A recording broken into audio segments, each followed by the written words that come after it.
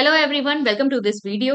तो आज फाइनली 18 अगस्त हमारा एलटी का जो पेपर है वो हो गया है। और एलटी एग्जाम में अगर मैं स्पेसिफिकली आपसे पेडागोजी वाले सेक्शन की बात करूं, जो आपका एकेडमिक एप्टीट्यूड वाला सेक्शन था, तो सिलेबस हमारे पास काफी वास्ट था। लेकिन उसमें से जो क्वेश्चंस है, मैंने पहले भी कहा था कि ऊपर ऊपर से ही पूछे जाएंगे।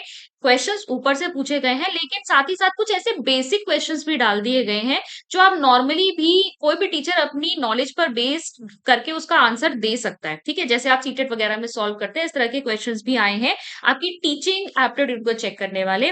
तो यहाँ पर हाँ, थोड़ा सा तो ये हुआ है कि जो पैटर्न हम एक्सपेक्ट कर रहे थे वो उस एक्सपेक्टेशन का नहीं रहा, क्योंकि पिछली बार क्वेश्चंस जो है एलटी में बहुत टफ पूछे गए थे। इस बार जो है थोड़े इजी लेवल के क्वेश्चंस भी थे, और जो वास्ट सिलेबस है उसमें से ऊपर ऊपर से ही क्वेश्चंस आए। पर फिर भी पेपर सही था, अच्छा था। हम ये नहीं कह सकते कि पेपर बहुत ही ज्यादा खराब था। हाँ, लोगों को अपनी मेहनत जरूर वेस्ट लग रही है कि हम इतना बड़ा सिलेबस पढ़ने में रहे, जिसकी वजह से शायद सब्जेक्ट पर भी कम ध्यान गया।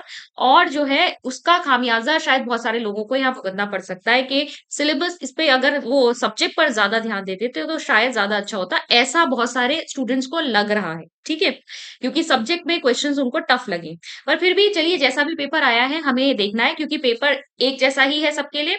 जैसा सबने अटेम्प्ट किया होगा, मेरिट उसी हिसाब से बनेगी। अब देखिए, एकेडमिक एप्टीट्यूड के ये जो आपके 30 क्वेश्चंस है उसको मैं यहाँ डिस्कस कर लेती हूँ। जो भी आपके आंसर्स मेरी तरफ से जो रहेंगे, ठीक है, मेरी अपनी नॉलेज पर बेस्ड जो आंसर्स रहेंगे वो मैं आपको बताती हूँ। चलिए, पहला जो क्वेश्चन आपके सामने है, अच्छा सेट मैं आपको बता दूं पहले, सेट ये डी है। ठीक है, डी सेट है। डी सेट के क्वेश्चन पेपर को मैं सॉल्व कर रही हूँ।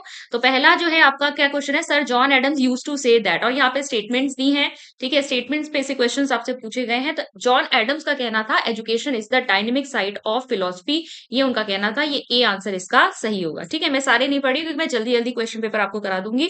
फिर सेकंड देखिए, क्वेश्चन आपका ये स्टेटमेंट पर बेस्ड है, और इसी तरह के क्वेश्चंस आपको ध्यान होगा, हमने जितने भी प्रैक्टिस सेशंस किए हैं उसमें हमने इसी तरह के क्वेश्चंस किए, पैटर्न वही रहा है। और ये भी मैंने पहली बात कहा था कि आपसे ऊपर ऊपर से ही क्वेश्चंस आएंगे। ठीक है, guidance is broader then counselling. ठीक है, परामर्श की अपेक्षा निर्देशन एक व्यापक प्रक्रिया है, और परामर्श निर्देशन की एक तकनीक है। और ये दोनों ही स्टेटमेंट सही हैं। बिल्कुल, काउंसलिंग जो है वो गाइडेंस में ही कहीं ना कहीं इंक्लूडेड होता है। तो दोनों स्टेटमेंट्स ट्रू है, यानी सी ऑप्शन इसका राइट ऑप्शन है। थर्ड पे हम जाएंगे, according to RTE the right to opt for home based education. कहीं ना कहीं मैंने, मुझे याद आ रहा है डिसेबिलिटी वाला जब आपको मैं पढ़ा रही थी तो वहां पर मैंने होम बेस्ड एजुकेशन की बात की थी। कि होम बेस्ड एजुकेशन, जब जो चाइल्ड होता है उसमें जो डिसेबिलिटीज है वो बहुत ज्यादा सीवियर होती है, तो घर पर ही उसकी शिक्षा का प्रबंध करा जाए, इसके लिए जो है आपका प्रावधान है। तो अ चाइल्ड हैविंग मल्टीपल और सीवियर डिसेबिलिटीज, ये डी इसका ऑप्शन सही ऑप्शन है। इसके बाद हम क्वेश्चन नंबर 4 पे आएंगे, considering the following experimental sequence choose the correct alternative. तो यहाँ पर एक्सपेरिमेंट जो है वो क्या बताया गया कि चाइल्ड जो है पहले अपनी शू लेसेस नहीं बांध पाता था, टीचर ने जो है एक एक्सीलेंट लेक्चर दिया, डेमोन्स्ट्रेशन दिया, और उसके बाद जो चाइल्ड है वो अपनी शू लेसेस बांधना सीख गया। तो यहाँ पर क्या हुआ है, तो ऑब्वियसली यहाँ पर चेंज इन बिहेवियर हमें देखने को मिल रहा है, जो कि क्या है, बिहेवियर चेंज, यहाँ वर्ड आ गया। तो यहाँ पर बच्चे ने कुछ सीखा है, child has learn something, D option है। ये एक बहुत ईजी क्वेश्चन था। ठीक है, फिर आप देखिए, नेक्स्ट है आपका, which of the following statements are not the characteristic of socialism. Socialism पर से आपका क्वेश्चन है। तो पहला स्टेटमेंट है, socialism does not accept separate entity of individual, socialism accept individual as an organ of society, socialism favour capitalism and competition has an important place in socialism. अब यहाँ पर नॉट द करेक्टरिस्टिक पूछा है, तो देखो जहां socialism और capitalism की बात है, ये तो बिल्कुल ही नहीं हो सकता। सोशलिज्म कैपिटलिज्म को कैसे फेवर करेगा। ठीक है, और दूसरी चीज है कंपटीशन। देखो सोशलिज्म में क्या होता है ना, इक्वालिटी मैटर करती है। जहां समाजवाद की बात होती है वहां इक्वालिटी को बहुत ज्यादा महत्वता दी जाती है, समानता को। और जब हम सबके लिए इक्वल अपॉर्चुनिटीज की बात कर रहे हैं तो वहां कंपटीशन की बात नहीं आती, यानी डी ऑप्शन भी रॉन्ग है। तो आपका सही ऑप्शन क्या हो जाएगा, C option, C and D. आगे बढ़ेंगे, question number 6, which one of the following is not correct about gender. ये क्वेश्चन मैंने पढ़ाया हुआ है, मतलब क्वेश्चन एग्जैक्टली ऐसा नहीं, पर इसमें बहुत बहस हो गई थी और मैंने ग्रुप में भी डिस्कस करके आपको आंसर ये बताया था कि जेंडर जो है क्या है, यहाँ पर पूछा है नॉट करेक्ट पूछा है ना, बायोलॉजिकल कंस्ट्रक्ट नहीं है।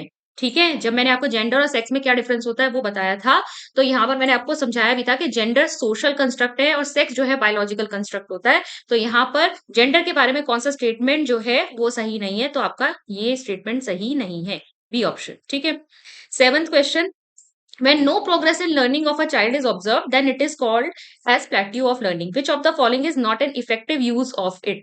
ठीक है, इसका निम्न में से कौन सा प्रभावी कारण नहीं है। कॉज ऑफ इट, अच्छा मैंने यूज गलत कर दिया, कॉज ऑफ इट। तो देखो लैकिंग इंटरेस्ट बिल्कुल है, ये कॉज होगा। इंक्रीजिंग डिफिकल्टी लेवल, बिल्कुल स्टडी मटेरियल की डिफिकल्टी लेवल इंक्रीज होगी तो भी प्लेट्यू आ सकता है। अच्छा इसमें providing a break of time during learning, ये मुझे नहीं लगता प्लेट्यू का कोई भी रीजन हो सकता है, क्योंकि ऑब्वियसली अगर लगातार पढ़ते रहेंगे तो टायर्डनेस आ जाएगी और टायर्डनेस प्लेट्यू लाता है। लेकिन अगर हम बीच में प्रॉपर ब्रेक दें तो उससे तो टायर्डनेस नहीं आएगी और प्लेट्यू आने की संभावना कम होगी। तो यहाँ पे मुझे जो समझ मुझे आ रहा है उससे ऑप्शन डी लग रहा है, मुझे डी ऑप्शन। फिर देखिए यहाँ पर है आपका question, specific AIIMS of central institute of educational technology, CIET की बात हो रही है।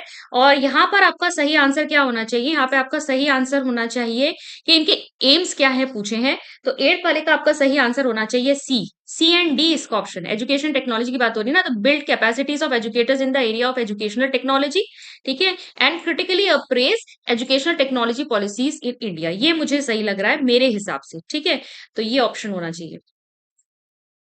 नेक्स्ट पे चलेंगे, which of the following is not the dimension of Guilford's tri dimensional model, ठीक है, तो आपका जो गिलफर्ड का 3D मॉडल है उस पर क्वेश्चन पूछा गया है, तो आपका ये यूनिट 2 से है। गिलफर्ड ने इंटेलिजेंस की थ्योरी दी है, उनका जो 3D मॉडल दिया है उसमें आपके 3 डायमेंशंस क्या बताए हैं, ऑपरेशन, कंटेंट और प्रोडक्ट बताए, ठीक है, सिमेंटिक नहीं है, सिमेंटिक इसके पार्ट में आता है। फिर देखिए 10th है आपका, out of 22 official languages in India which one of the following are recognised as classical languages, ठीक है, तो क्लासिकल लैंग्वेजेस आपकी कौन कौन सी है, संस्कृत, तमिल और कन्नड़, ये आपकी क्लासिकल लैंग्वेज है। आई थिंक ये भी क्वेश्चन किसी ने पूछा था तो क्लासिकल लैंग्वेज की बात हुई थी, तो वहां पे भी मैंने आपको समझाया था, जिसकी अपनी एक बहुत लंबा इतिहास होता है, ठीक है, जिस लैंग्वेज का जहां से स्टार्टिंग हुई हो वो सब आपकी क्लासिकल लैंग्वेजेस में आती है। फिर देखिए 11th जो है, read the following statements, one labelled as assertion and the other as reason, तो assertion रीजन देख लेते हैं। District institute of education and training और established for transformation of system elementary education, और रीजन है main task assign to district institute of education and training at that time was to identify educational problems of schools of rural areas. तो यहाँ पर अब मुझे जो लग रहा है वो लग रहा है कि ए सही है, ए तो सही है, ठीक है आपका। आर में भी मुझे थोड़ा सा कंफ्यूजन है क्योंकि प्रॉब्लम्स तो और भी थी, मेन टास्क यही नहीं था, यहाँ पे और भी चीजें थी, बहुत सारी डिस्पैरिटीज थी, उनको भी दूर करना था।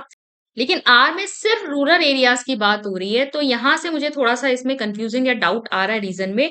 तो इस पे हम जो ऑप्शन मेरे हिसाब से यहाँ पर आना चाहिए वो है A is true but R is false, क्योंकि बहुत तरह की डिस्पैरिटीज उस समय थी, तो इसलिए उनमें भी डीआईईटी का काम था, यानी डाइट्स का काम था। चलिए आगे बढ़ेंगे, और नेक्स्ट है आपका, आश्रम schools have been established by the government for which of the following category of children to cater their educational needs।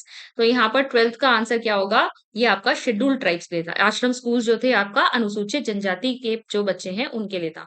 फिर who is associated with model of cone of experience, तो ये बिल्कुल ही आपका सिंपल सा question है, ठीक है, cone of experience जो है आपका एडगर डेल का दिया हुआ है, बहुत सिंपल क्वेश्चन था आपका। और देखिए ना यहाँ पर सिलेबस से ही बहुत सारे स्टूडेंट्स कह रहे हैं कि इतना वास्ट सिलेबस दिया था और इतना बाहर से क्या क्वेश्चन पूछे, सिलेबस का ही है ये आपका, ठीक है, टीचिंग एड्स वगैरह से जब भी आप पढ़ते हैं तो आपका ये कोन ऑफ एक्सपीरियंस आपको पढ़ना होता है। फिर आपने जो अभी ऊपर क्वेश्चन देखा आश्रम स्कूल्स का, ये हमारा यूनिट 4 के क्वेश्चन में से बनेगा। फिर देखिए which of the following mode of instruction has maximum retention rate of learning, ठीक है, lecture, demonstration, audio visual, teaching, others, immediate use of learning. अब देखो रेट ऑफ रिटेंशन की बात हो रही है, मतलब ज्यादातर रिटेंशन, बहुत समय लंबे समय तक हमें क्या करना है, अपनी लर्निंग को याद रखना है, उसके लिए यहाँ पर सही मेथड होगा या सही मोड होगा teaching others and immediate use of learning. जब हम किसी चीज का प्रयोग करते हैं, उपयोग करते हैं ना, तो हमें वो ज्यादा समय तक हमारे ध्यान में रहती है, ठीक है, इसकी बात नहीं हो रही यहाँ पे। कई लोग ऑडियो विजुअल भी कह सकते हैं, लेकिन ऑडियो विजुअल क्या है, ज्यादा सेंसेस एक्टिव होते हैं, ज्यादा अच्छे से ग्रैस्प कर सकते हैं, ज्यादा अच्छे से उस समय सुन सकते हैं, या वो चीज हम आसानी से ग्रहण कर सकते हैं। लेकिन अगर उसे बनाए रखना है, उसे रिटेन करना है, तो मेरे हिसाब से डी ऑप्शन ज्यादा बेटर है। फिर देखिए teachers are expected to possess following qualities, तो ये बहुत सिंपल सा क्वेश्चन था, यहाँ पर साफ साफ दिख रहा है भाई, हाई मॉरल कैरेक्टर होना चाहिए, हेल्दी पर्सनैलिटी होनी चाहिए, प्रोफेशनल एथिक्स होने चाहिए, लेकिन पॉलिटिकल बेस हो इसकी कोई जरूरत नहीं है, तो ABC सही ऑप्शन होगा यहाँ पर। फिर नेक्स्ट है आपका which structure of education was adopted in the national education policy 1968। तो आपकी जो एनईपी 1968 की अगेन आपका यूनिट 5 से क्वेश्चन आ गया है। तो ये आपका क्या है 10+2+3 1968 की पॉलिसी में 10+2+3 बताया गया था। फिर if you are a teacher how can you help the adolescent student to use Piaget's formal operational stage. अब फॉर्मल ऑपरेशनल स्टेज जो है पियाजे की जो 4 स्टेजेस थी उसमें से जो फाइनल स्टेज है 4th स्टेज वो आपका थी पियाजे की फॉर्मल ऑपरेशनल स्टेज। यहाँ पर बच्चे के अंदर हाइपोथेटिक डिडक्टिव रीजनिंग जो है वो यहाँ पर जनरेट हो जाती है। बेसिकली वो रीजन कर सकता है। इसके अलावा पूरा एक सेट ऑफ सिस्टम तैयार कर सकता है किसी भी प्रॉब्लम को सॉल्व करने के लिए। तो यहाँ पर अगर आप ऑप्शंस देखेंगे पहला ऑप्शन तो कह रहा है मेमोराइज और रोट करने की बात कर रहा है। तो मेमोराइज की बात यहाँ पर नहीं होती, रटने की प्रवृत्ति की बात नहीं होती यहाँ पर by encouraging and training them for deductive and inductive reasoning, ये बिल्कुल सही है। Helping the students to systematically generate possibilities for a given situation. कोई परिस्थिति अगर आपको दी है तो उसके लिए आप क्या करेंगे अलग अलग पॉसिबिलिटीज के बारे में सिस्टमैटिकली सोच सकते हैं, बिल्कुल होगा ये। और तीसरा है by encouraging the students to expose themselves to various situation experiences with keen interest, ये भी बिल्कुल सही है। हालांकि ये हर लेवल पे हो सकता है, फॉर्मल ऑपरेशनल पे भी हो सकता है। तो यहाँ पर ये क्या है आपका 2 3 4 होगा, 2 3 4। नेक्स्ट है question number 18। For realization of which objective of education, Rights of Persons with Disabilities Act 2016 is included in curriculum। ठीक है, यहाँ पर मुझे दिख रहा है जो अभी तक यूनिट 4 से और right two of person with disabilities वगैरह से डिसेबल पर्सन के ऊपर काफी सारे क्वेश्चन यहाँ पर आए हुए हैं, देखेंगे आप। To inculcate teaching skills, to give citizenship education to person with disabilities, to general awareness about rights of person with disability, या to recognise the thoughts of person with disabilities. तो भाई ये जो आपका रियलाइजेशन यहाँ पर ऑब्जेक्टिव का कौन से ऑब्जेक्टिव का हो रहा है, ताकि लोगों के अंदर एक सामान्य जागरूकता जो है वो विकसित हो जाए। फिर देखिए in the context of economic development which of the following is not education. अब यहाँ पर इकोनॉमिक डेवलपमेंट यानी आर्थिक विकास के संदर्भ में अगर हम बात करें तो शिक्षा क्या है, शिक्षा बिल्कुल डायरेक्ट रिटर्न है। ठीक है, डायरेक्ट रिटर्न इससे मिलते हैं, इनडायरेक्ट रिटर्न भी इससे हमें मिलते हैं, और ह्यूमन रिसोर्स डेवलपमेंट तो ये है ही, बिल्कुल आप जानते हैं। ये आपका एमएचआरडी ही जो है बाद में मिनिस्ट्री ऑफ एजुकेशन के नाम से जो है अब जानी जाती है। तो आपका ये रहेगा ही रहेगा।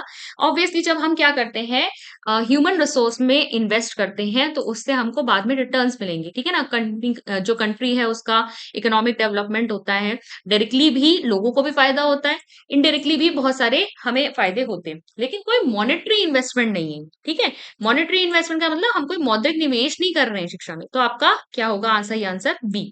The philosophy of inclusive education believes that. समावेशी शिक्षा की अगेन बात हो गई, फिर से ये समावेशी शिक्षा की बात करें तो यूनिट 4 का ही क्वेश्चन मानूंगी मैं इसे। Children with disability should be allowed only to sit with non disabled students, ये गलत होगा। Teachers should always remain pity toward children with disabilities, ये भी गलत है। हमेशा दया की भावना से ही हम उन्हें देखें, ये भी गलत है। All children should be treated equally with grace and gratitude, ये बिल्कुल सही ऑप्शन है कि सभी बच्चों के साथ हमें एक समान भाव से और एक आदर वाला व्यवहार जो है रखना चाहिए। बाकी आपका 4th भी आपका गलत होगा। ठीक है, उनको स्पेशल स्कूल में डाला जाए, ये भी गलत है। नेक्स्ट आएंगे क्वेश्चन नंबर 21 पर। Pedagogical knowledge is essential for a teacher because it enables him और हर टू। तो शिक्षक के लिए शैक्षिक या पेडागोजिकल ज्ञान क्यों आवश्यक है? Effectively lesson planning for teaching, बिल्कुल वो प्रभावशाली ढंग से जो है अपना लेसन प्लान कर पाएगा, क्लास को प्रॉपर्ली मैनेज कर पाएगा। एजुकेशनल एक्सकर्शन ऑर्गेनाइज करने के लिए पेडागोजिकल नॉलेज, या फिर पेरेंट टीचर एसोसिएशन के लिए पेडागोजिकल नॉलेज इतनी ज्यादा जरूरी नहीं है। तो यहाँ पर ए और बी आपका सही ऑप्शन है, यानी सी ऑप्शन है। ठीक है, नेक्स्ट हम क्वेश्चन नंबर 22 पे आएंगे। If a teacher announces in the classroom that today I will teach, it indicates that style of teacher. तो ठीक है, तो यार आपकी जो टीचिंग की टाइप्स होती हैं उसमें से ये क्वेश्चन आपका बना है, कैसी टीचिंग होगी, अथॉरिटेटिव, डेमोक्रेटिक, लेजिस्लेटिव, क्रिएटिव। तो भाई एक टीचर ने आके बोला कि आज मैं ये टॉपिक पढ़ाने वाला हूँ, तो ये अथॉरिटेटिव हो गया। टीचर अपने हाथ में जो है पूरी कमान रखना चाहते हैं। अब नेक्स्ट क्वेश्चन पे बढ़ेंगे, क्वेश्चन नंबर 23। लिस्ट 1 और लिस्ट 2 को यहाँ पर मैच करना है। Education develop man's innate power, education is a tripolar process, education is effective agent of social change, school. ठीक है, और यहाँ पर इसकी लिस्ट 2 दी हुई है कि एजुकेशन के बारे में ये जो बातें कही गई है क्या है। ठीक है, nature of education, analytical meaning of education, agency of education, need of education. अब अगर ना यहाँ पर थोड़ी सी ट्रिक लगा लो, अगर आपको इतने सारे इस पे कंफ्यूजन हो भी रहा है तो जैसे ही आपने स्कूल देखा, स्कूल को आप किससे जोड़ दोगे भाई, स्कूल को आप जोड़ दोगे एजेंसी ऑफ एजुकेशन से। जब स्कूल को एजेंसी ऑफ एजुकेशन से जोड़ोगे यानी 4 के नीचे आना चाहिए 3, तो ये एक ही ऑप्शन में दिख रहा है, बाकी ज़्यादा देखने की ज़रूरत ही नहीं है। ये तो आपको पक्का ही पता है ना कि स्कूल क्या है, एक एजेंसी ऑफ एजुकेशन है। बस ऑप्शन ए यहीं से लग जाना है। ठीक है? फिर भी हम देख लेते हैं। तो जो आपका एजुकेशन डेवलप मैन इनेट पावर, ये एनालिटिकल मीनिंग ऑफ एजुकेशन है। ठीक है? फिर अगर हम 2 की बात करें, education is a tripolar process, तो ये नेचर ऑफ एजुकेशन है। जब नेचर में पढ़ते हैं ना, तो हम क्या देखते हैं इसका कि एजुकेशन आपका बाइपोलर है, ट्राइपोलर है। इसके अलावा थर्ड का क्या है आपका, education is effective agent of social change. तो ये आवश्यकता है शिक्षा की, ठीक है? सोशल चेंज के लिए। और हमने फोर्थ को देख ही लिया है, इसका ऑप्शन 3। नेक्स्ट अब आएँगे क्वेश्चन नंबर 24 पर। The empty vessel metaphor in the context of school education indicates. अब ये क्वेश्चन था, ये आपका कहीं भी हो सकता है, आपने जब सिलेबस भी पढ़ा होगा तो वहां पर आपको ना दिखा हो। हालांकि वहां पर हम एक टेब्यूला रासा की जरूर बात करते हैं। अगर आप लोगों को पता हो, जॉन लॉकी ने टेब्यूला रासा कहा था बच्चे को, यानी टेब्यूला रासा का मतलब क्या होता है, ब्लैंक स्लेट। बच्चा क्या है, एक कोरी स्लेट है जिसके अंदर हमें क्या करना है, ज्ञान भरना है, जिसके अंदर में लिखना है। तो अगर आप यहां से भी अगर इसको लगा लेते हैं ना थोड़ा सा लॉजिक, तो आपका ये क्वेश्चन बन जाएगा। The empty vessel metaphor in the context of school education indicates equipping school library with new books, appointing teachers against vacant posts in school, filling the minds of students with new information। यहीं से आपका निकल के आ रहा है। ठीक है? बच्चों के दिमाग में हमें क्या करना है, नई ज्ञान या सूचनाओं को भरना है। नेक्स्ट है आपका question number 25। NCERT assist and advise the central and state governments on which level of academic matters related to. अब देखो एनसीईआरटी आपका कौन से में दिया था, यूनिट 5 में दिया था। वहां से आपका, मैंने पहले भी आपको बोला था कि आपके बेसिक क्वेश्चंस बहुत ऊपर ऊपर से पूछ लेंगे। हालांकि बहुत ही सिंपल क्वेश्चंस उन्होंने पूछ लिए, कुछ क्वेश्चंस तो बहुत ही ज्यादा एकदम जो लड्डू क्वेश्चंस कहते हैं ना, उस तरीके के पूछ लिए उन्होंने। एनसीईआरटी अब देखो किस लेवल पर असिस्ट करती है, हम जानते हैं स्कूल लेवल पर असिस्ट करती है। भाई स्कूल की बुक्स वगैरह बनाना, स्कूल का करिकुलम डिसाइड करना, एनसीआर प्रिपेयर करना, ये सारे काम एनसीईआरटी के होते हैं। नेक्स्ट हम आएंगे, अब ये क्वेश्चन थोड़ा सा इन्होंने यहाँ पर टफ बनाया था। ठीक है, टफ भी नहीं, वैसे मेरे हिसाब से तो ठीक ही क्वेश्चन है। फिर देखिए यहाँ पर इन्होंने लिस्ट 1 लिस्ट 2 दे रखी है भाई। यहाँ पर cognitive theory of teaching, heuristic strategy, team teaching, computer based teaching model दिया। अब इसमें से अगर आपको सारे ना भी आते हो, ठीक है, तो यहाँ पर देखो एक आपका बन रहा था ये आपका ह्यूरिस्टिक स्ट्रैटेजी। अगर आप देखो तो ह्यूरिस्टिक मॉडल में जब मैंने टीचिंग मेथड्स पढ़ाए थे, तब भी मैंने आपको बताया था कि ह्यूरिस्टिक मेथड को ही पॉलन और डंकर, ठीक है, यहाँ पोलियो जो दिया है ना, ये पोलियो नहीं है, दरअसल पॉलन और डंकर है, पॉलन एंड डंकर। पॉलन और डंकर ने इसी को प्रॉब्लम सॉल्विंग मेथड का है, ह्यूरिस्टिक को ही। तो आपका ये आपका बी आपका किससे जुड़ जाएगा, 1 से जुड़ जाएगा। फिर कॉग्निटिव थ्योरी, अगर आप थ्योरीज ऑफ टीचिंग आप टॉपिक देखोगे, वहां पर हमने बता रखा है, तो यहाँ एनएल गेज ने दिया है। और यहीं से आपके मेरे ख्याल से ऑप्शन बन रहे हैं भाई। देख लेते हैं, ए के साथ क्या जा रहा है आपका, ए के साथ 4 जा रहा है, ये आपका 2 ऑप्शंस में आ रहा है। फिर बी के साथ क्या जा रहा है, 1। बस ऑप्शन आपका ए और डी में ही रह गया था, डी वाला ऑप्शन हो गया। सी के साथ आपका क्या है, टीम टीचिंग आपकी हार्वर्ड यूनिवर्सिटी में स्टार्ट हुई है। इसके बाद कंप्यूटर बेस्ड टीचिंग मॉडल आपका किसने दिया है, डैनियल डेविस ने दिया है। ठीक है, डी ऑप्शन आपका हो गया। नेक्स्ट है आपका, a student with learning disability is inactive in your class, what will you do.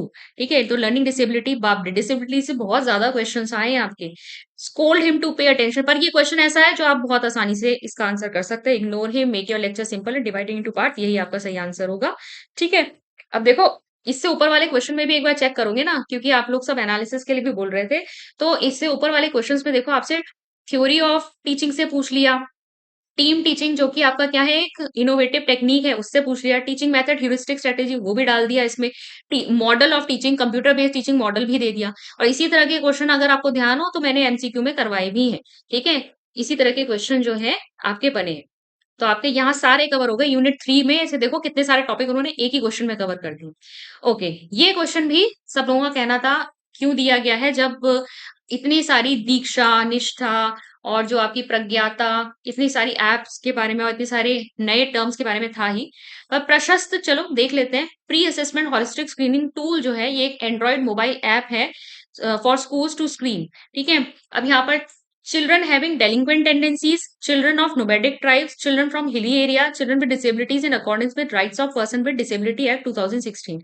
हालांकि मुझे भी ये थोड़ा थोड़ा इसका पता नहीं था, पर मैं अगर अंदाजा लगाने पे जाती तो मुझे भी इसका आंसर डी ही लगा। ठीक है, डी ही इसका सही आंसर है। प्रशस्त जो है भाई डेलिक्वेंट के लिए तो होगा नहीं, अपराधी प्रवृत्ति के बच्चे की स्क्रीनिंग वहां स्कूल वाले क्यों करेंगे बैठ के।